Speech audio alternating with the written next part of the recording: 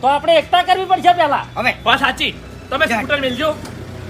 અને આમાં કેવું ખબર બાસ્કુજી, આપણા ગામની એકતા જોઈ બીજા ગામવાળા શીખી. હવે એ તો આજુબાજુ વાળા બધા શીખી છે. હા. જો હાડો આખું ગામ ભેળું કરવું છે. હા.